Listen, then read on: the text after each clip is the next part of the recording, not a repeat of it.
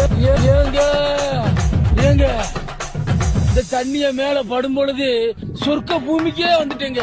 இங்கிட்டு பார்த்தா அங்கிட்டு பார்த்தா அமேசான் காடு மாதிரி இருக்கு.